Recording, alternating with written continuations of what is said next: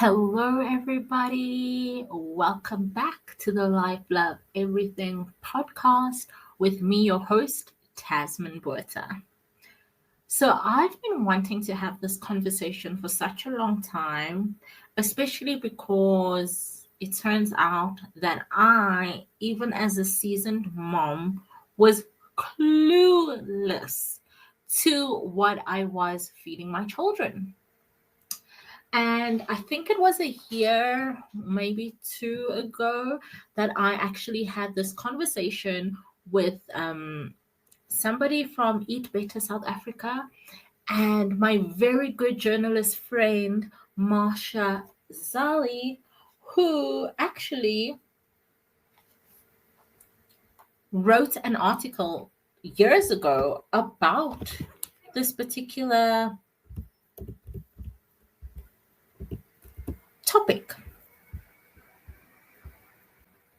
Yeah, so somebody actually posted in one of the groups about how one of the biggest suppliers of children's food was actually, it was brought up that they are overlacing their food products, specifically the ones directed at young children, with extra sugar. So obviously, me being me, took the deepest dive I could, and hence why I ended up contacting this particular journalist friend of mine because, well, she works in the health sector and she's a journalist. So if anyone would know, she would know. And of course, this is when she told me about the article that she had done several years prior about this. And I actually got sick to my stomach because, believe it or not, my preemie, because of his condition, and at the time we didn't know it was due to the condition, had an extremely tough time transitioning from pureed foods to whole table foods. And so he was literally living on these purities that we get on the shelf. And not because of anything, just because he couldn't eat anything else. And obviously, at that time, being a working mom, and well, yeah, I stopped working and then I started working, and there was just so much going on that it's usually the easiest way for us to feed our children is to give them these purees, these bottled purees that you find in the stores. And so, you know, I was like, if me, a mom of three, does not know this information, I can guarantee you that there are other parents who don't know this. And so, obviously the stars have not aligned according to the way that I wanted, because I actually wanted to have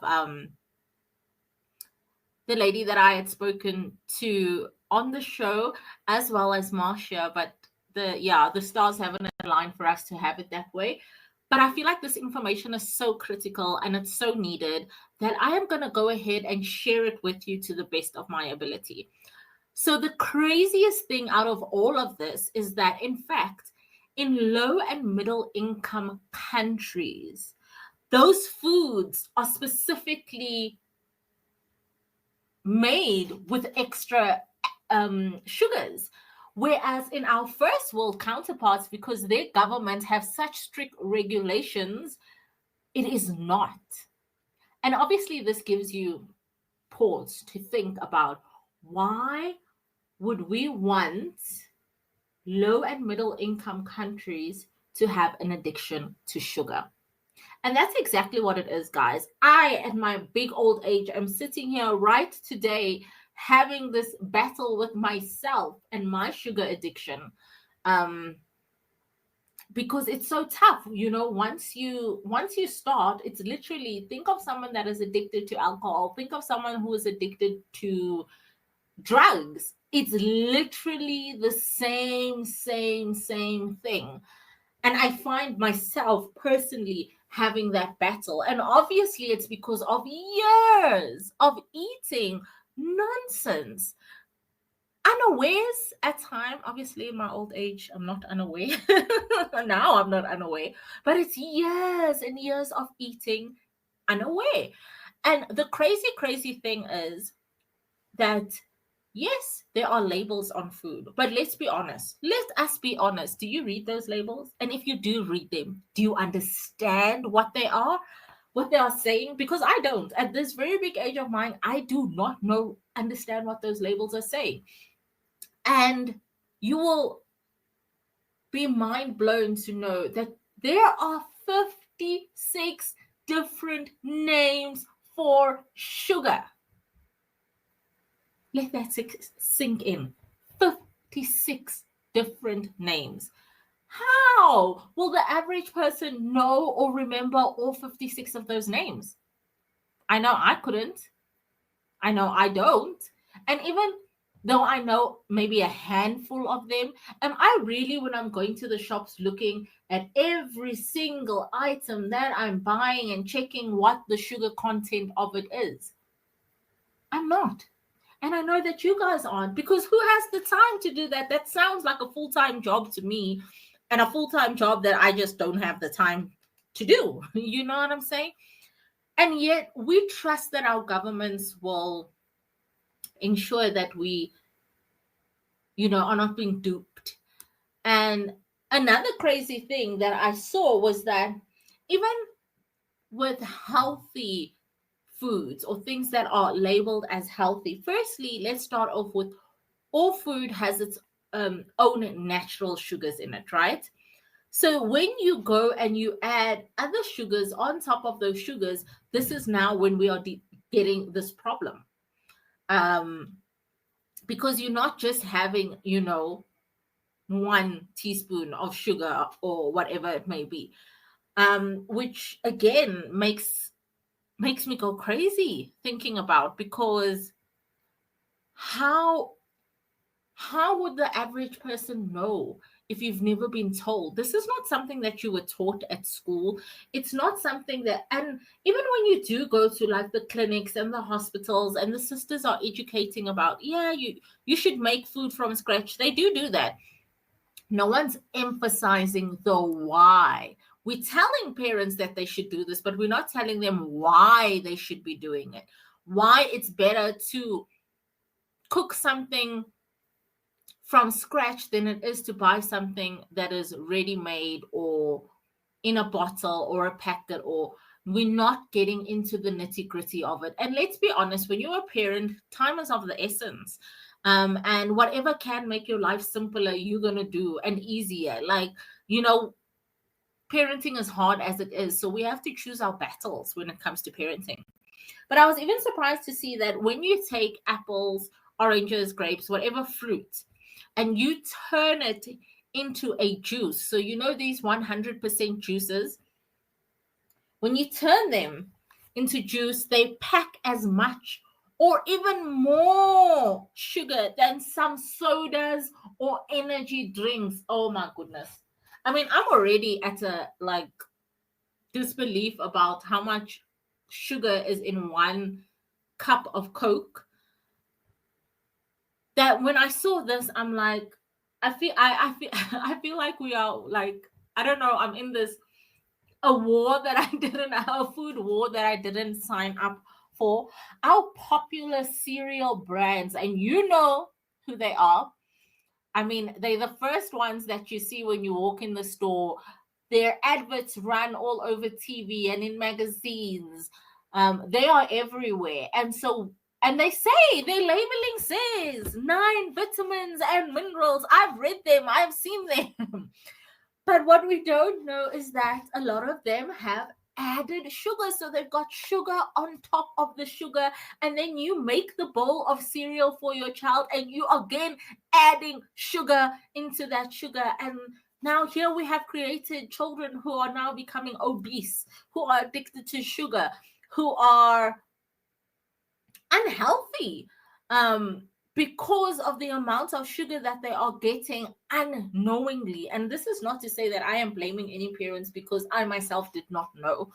And we can only make informed decisions when we know, when we are equipped with the information, when we have been educated, then you can make an informed decision. But also, if you look at how life is designed, right? eating healthy costs more. And in this economy that we are living in, who is gonna, if you can make a meal for $100 that is filling versus making a healthy meal that's going to cost you 300 Rand to feed your family, which is the option that you're going to go with? Like, let's be realistic too. It's something else that I saw. One of my friends was posting about how affordable vegetables are in the CBD of Johannesburg versus going to the store and buying them. Like, vegetables are ridiculously priced. I was literally just now on the app trying to order some stuff for school because our nursery school and in fact our high school as well are very strict about the diets that we feed the children, rightfully so, right? So I'm trying to get some fruit and stuff, and like I got sick to my stomach at how expensive it really is to buy at the chain store. And because I live in suburbia, we don't have hawkers here. And I would gladly go rather support my local hawker than go to a big supermarket, because I know that the money is going directly back into a family's hands. But unfortunately, I don't have access to that, and I'm definitely not driving to central Johannesburg to go and get vegetables and fruit, even though it's affordable. But I know that in this country, it's a continuous debate, right, about affordability versus nutrition versus access to what you can get to eat. And let's be honest, as Africans, our staple diet is starch and carbohydrates. And you have carbohydrates that are laden with sugar. Even our standard little, bread, a slice of bread already has its own sugars in it. And then we are going to go add jam on top of that bread. So how much more sugar is that? And then we're having a cup of coffee with how many sugars inside that cup of coffee? Like, when I think about it, and in my own personal struggle that I'm going through with sugar, trying to ensure that I'm being healthy, because sugar has such, and I didn't know this until I got very sick, the health implications. And the only reason that I ended up figuring it out was because I stopped eating all that nonsense for a while, because I was just so ill and I couldn't actually stomach it.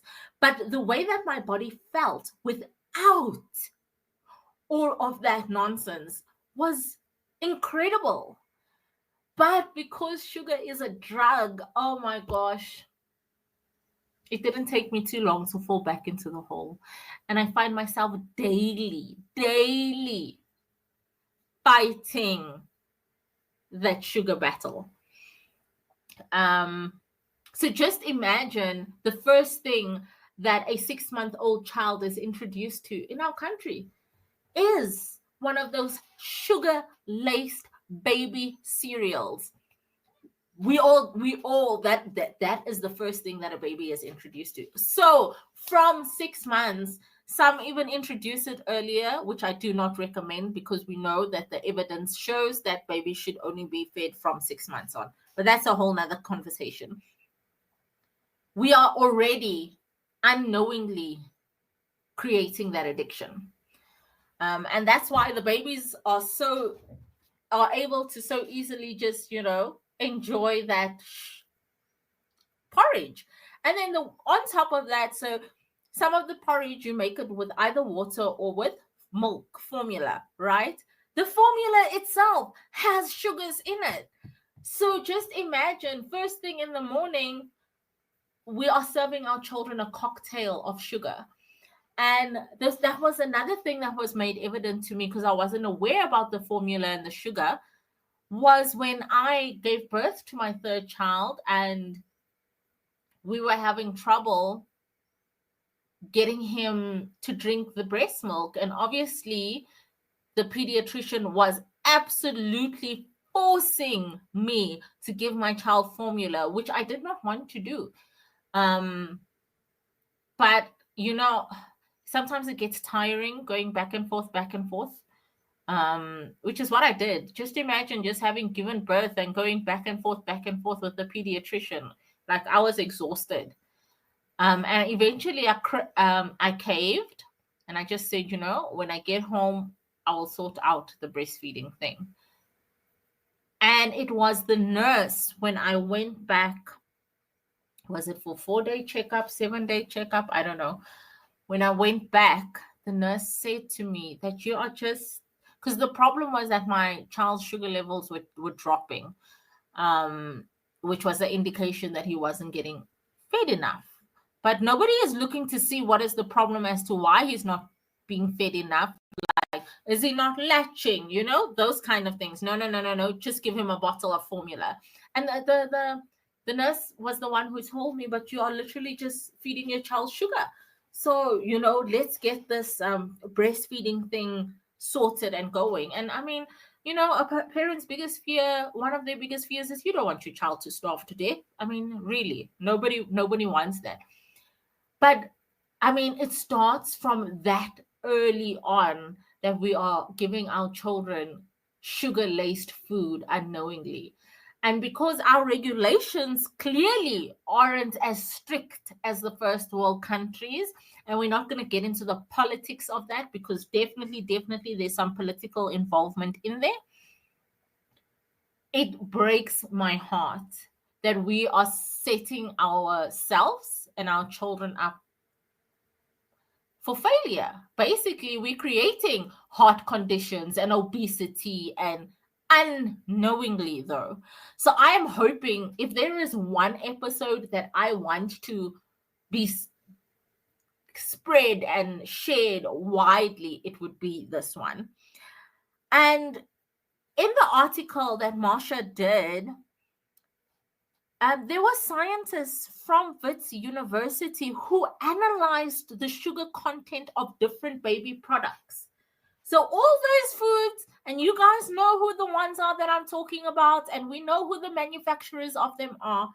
Of those products, they found over 80% of the cereals and pureed desserts contained added sugar. So not only those natural sugars, but more sugar on top of that sugar. 70% of the baby food tasted sweet, with 1 in 4 containing added sugar. That is crazy. Crazy numbers.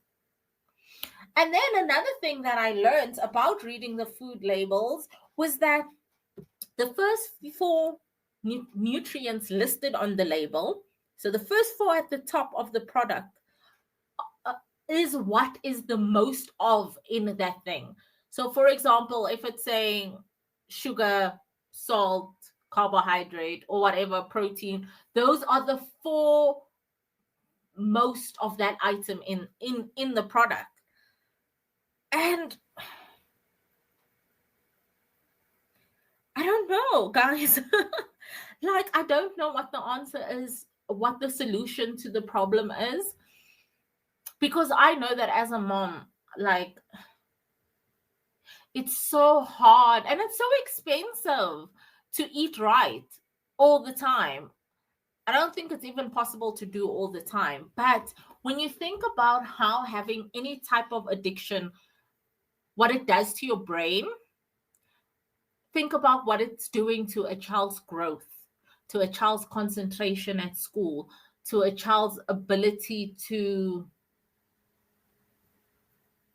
grow and thrive and flourish.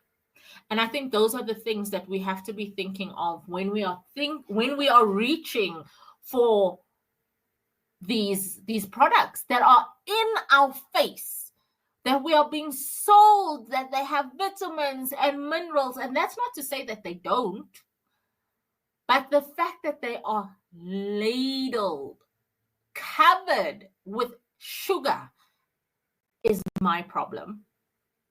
And you can see the difference if you have to stop, because it takes about a good two to 4 weeks for that gunk to be out of your system and for your system to run on its own natural. You will see that you feel different. Your concentration levels are up. You have more energy. But in today's world, and how realistic is that? And I would absolutely love to hear other parents' input and perceptions on what do they feel about this, because the fact that low and middle income countries are being targeted, that's a red flag for me. And what will our solution be to solving this problem? And I mean, I think that's why the schools are getting more and more stricter. At first, I couldn't understand that. I thought they like trying to make our lives so much hectic. I mean, even our nursery school is not even allowing any fruit juices in school. And now I know, and but again, lack of explanation. But now I know and I understand why they are doing it. But obviously, if someone's not explaining to you the why, you will never understand. So let's dive into it, guys. Let's get into the discussion. Send your comments. Post them on the podcast page. I am definitely going to link Marcia's article. Please go and read it so that you can be better informed, because even the moms that were interviewed to do that article were unaware. And I'm so grateful for the nurses and the doctors that are actually taking the time to thoroughly explain. It doesn't help to say that on your plate you need to have XYZ, because I do remember my dietitian, when my son used to go to the dietitian, telling us that, but there wasn't a why. They were just saying, oh, you must do this. And when you've got multiple children and minimal time, you're going to do what works for your family, which is what makes your life a little bit easier. But I think if I had been told, listen, this is going to do that, and this is going to be the cause and the effect, and long term, and concentration, and weight gain, and obesity, and diabetes, and hypertension, and heart problems, I would have 100% looked at the way that I fed my children differently. But also, guys, it's never too late to start over. That's the wonderful thing about the human body and how it can heal itself when it is given the right fuel to do so. And I'm going to leave it there, guys. Thank you so much for joining me on this week's episode. I look forward to seeing you guys again next week. Have a fantabulous rest of your week. And I look forward to all your comments. Thanks for joining me. It's your host, Tasmin Bota, and you've been listening to the Life, Love, Everything podcast.